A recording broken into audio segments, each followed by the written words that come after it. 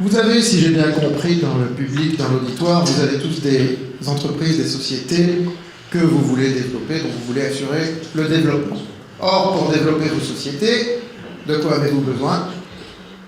D'argent, de cash. C'est le nerf de la guerre, comme on le sait. Alors, qu'est-ce que vous faites pour avoir de l'argent? Soit vous avez des fonds propres et vous vous autofinancez, tant que pour vous, mais ce n'est pas le cas de tout le monde. Et bien souvent, vous devez aller voir votre intermédiaire, c'est-à-dire votre banquier, vous asseoir à la table de négociation près de votre banquier, lui demander, le supplier de vous accorder un crédit. Ça vous plaît de faire ça? Est-ce que ça vous plaît? Non, ça vous plaît pas, vous ne criez pas assez fort. La bourse, financement des intermédiaires, donc plus d'intermédiaires, offre cette possibilité de court-circuiter le banquier. Parce que finalement, qu'est-ce qu'il va faire le banquier? Il va vous prêter de l'argent une fois que vous serez bien agenouillé devant lui. Il va vous prêter de l'argent que lui, il va prendre chez des gens qui ont une capacité d'épargne. Ce n'est qu'un intermédiaire. Mais à quoi sert-il finalement cet intermédiaire? Mieux vaut être directement en contact avec les épargnants. Et que les épargnants vous prêtent d'une certaine manière directement cet argent. C'est le but du financement des intermédiaires, c'est le but des marchés financiers, c'est le but de la bourse. C'est un petit peu ce qui vous a été expliqué tout à l'heure. On vous a parlé des différents marchés qu'il y a, le marché libre pour des petites sociétés, etc. etc. Seulement, il y a une question que vous devez vous poser. Suis-je fait pour la bourse? Oui. Voilà, parce que jusque-là, on vous a parlé de la bourse, des vertus de la bourse, et je suis le premier à dire que la bourse a des vertus. Mais ce soir, comme l'a dit notre ami Maître Andro, je suis un petit peu le porte-parole donc des actionnaires individuels, de ces gens-là qui vont acheter vos titres sur le marché. Je suis leur porte-parole puisque je suis rédacteur en chef d'un média qui est destiné à ces gens-là.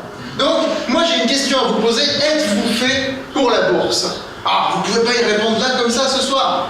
Mais je constate, c'est un fait, qu'il y a beaucoup de chefs d'entreprise qui, lorsqu'ils rentrent en bourse, finalement, ils s'avèrent ne pas être faits pour la bourse. Alors c'est triste, mais c'est comme ça.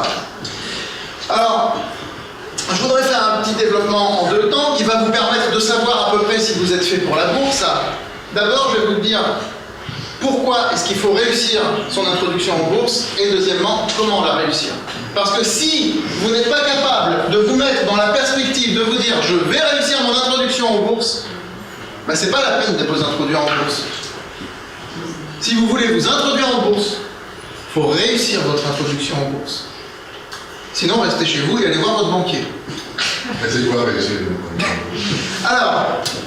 Alors, justement, pourquoi réussir son introduction en bourse? Déjà, si vous la ratez, je vais prendre un peu le problème à l'envers, comme on dit.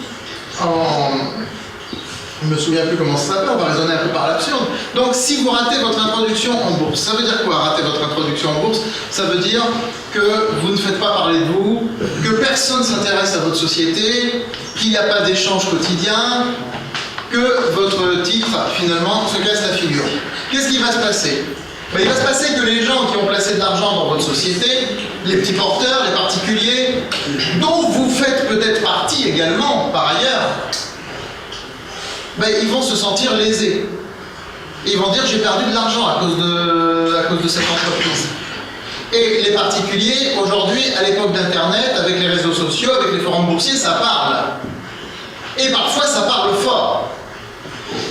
C'est-à-dire que sur des forums boursiers, des particuliers qui vont décrédibiliser une entreprise en disant « moi j'ai perdu de l'argent, c'est nul, j'ai mis 10 000 €, il ne me reste plus rien, la cotation a été suspendue », ça va être référencé sur les moteurs de recherche.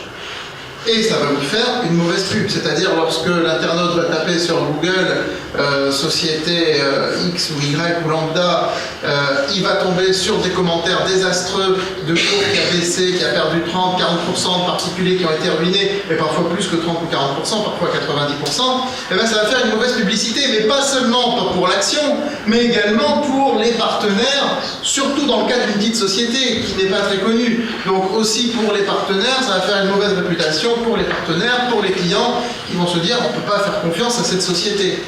Donc ça, c'est déjà un premier exemple qui vous montre qu'il faut réussir son IPO, parce que si vous ne la réussissez pas, encore une fois, les petits porteurs se sentent lésés, ils parlent, et ça va vite avec les réseaux sociaux aujourd'hui. On est en 2016, réseaux sociaux, forums, etc., c'est tout de suite référencé, et ça fait tout de suite le tour de la blogosphère, tout de suite le tour de toutes les sphères qui existent sur Internet. Bon. Deuxième chose,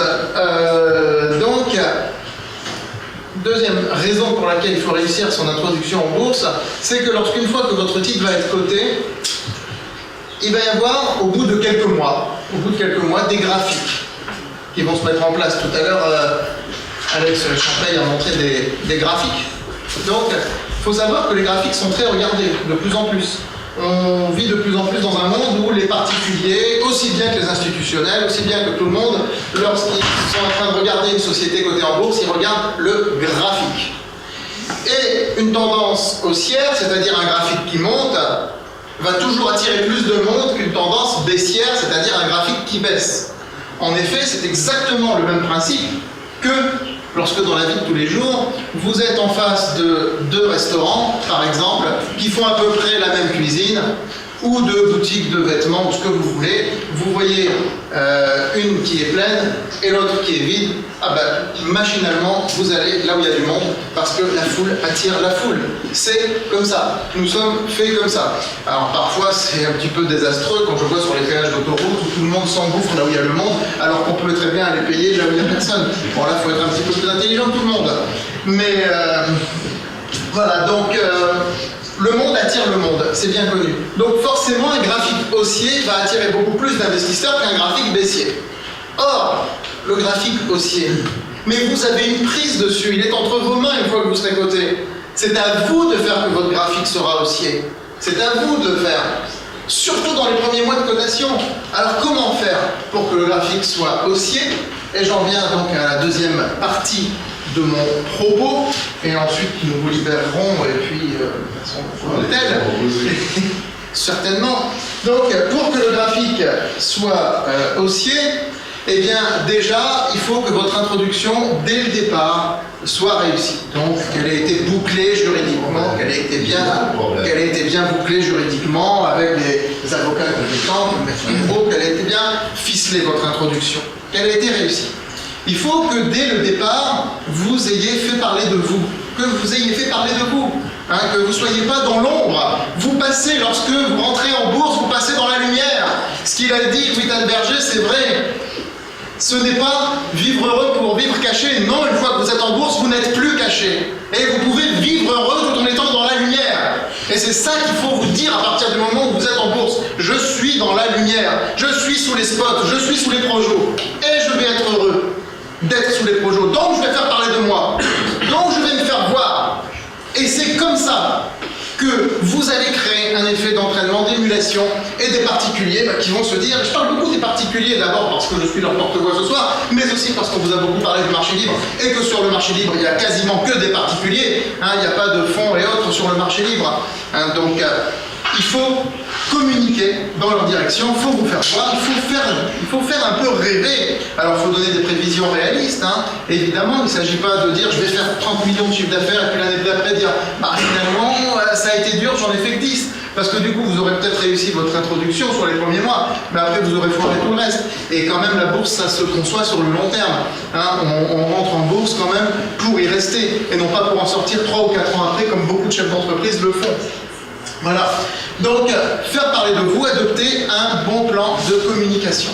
Alors, un bon plan de communication, ça passe par plusieurs choses. Ça passe par une communication efficace, par une communication ciblée sur des médias donc ciblés qui sont plus orientés vers les petits porteurs, parce que vous avez tous des PME, encore une fois, si j'ai bien compris ici. Donc c'est pas forcément la peine. Oui, pour faire connaître votre produit, ça peut être utile de faire une communication dans le Figaro, dans des journaux comme ça, mais à partir du moment où vous devez parler finance, il vaut mieux être sur des sites qui s'adressent plutôt aux petits porteurs, parce que ce seront eux vos clients de demain. Vos clients, je ne parle pas dans le sens clientèle, mais dans le sens investisseur. Il faut également, je crois, ces gens-là, les fidéliser. Tout à l'heure, je crois que, je ne sais plus quel intervenant, je crois que c'est Alex Champagne qui a parlé d'Air Liquide, c'est bien ça? C'est bien toi qui as parlé d'Air Liquide? Donc Air Liquide, qui est une société du CAC 40, qui a l'actionnariat le plus stable, le plus fidèle, et le titre, du coup, qui se porte le mieux. Donc, faire des réunions d'actionnaires régulièrement, montrez-leur que vous vous intéressez à eux. Vous savez, ayant observé la bourse depuis une quinzaine d'années, ça fait maintenant 15 années que je fais ce travail, et en ayant parlé avec beaucoup de mes clients, j'en déduis que les actionnaires, lorsqu'ils investissent, lorsqu'ils achètent une action d'une société, c'est un peu comme quand ils mettent un bulletin dans l'urne quelque part. Hein. Quand ils mettent un bulletin dans l'urne pour élire leur maire ou pour élire plus pour la politique locale. Ils aiment bien qu'on s'intéresse à eux. Hein. Ils aiment bien qu'on les connaisse, qu'on les reconnaisse quand ils vont dans les assemblées générales. Alors, ils n'y vont pas tous, bien entendu.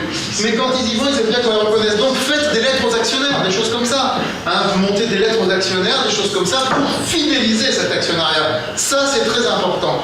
Et lorsque vous aurez fait ça, eh bien, on pourra dire que vous avez réussi votre introduction en bourse, et lorsque vous serez capable de maintenir ça dans le temps, eh bien, vous pourrez vous dire a posteriori, oui, j'ai été fait pour la bourse. Mais je pense que, à part des gens qui, encore une fois, veulent absolument rester cachés, je pense que tout le monde peut être potentiellement fait pour la bourse. Voilà. Donc, on peut également mesurer tout ce que je vous dis avec des degrés d'introductibilité en bourse, des choses comme ça. Voilà.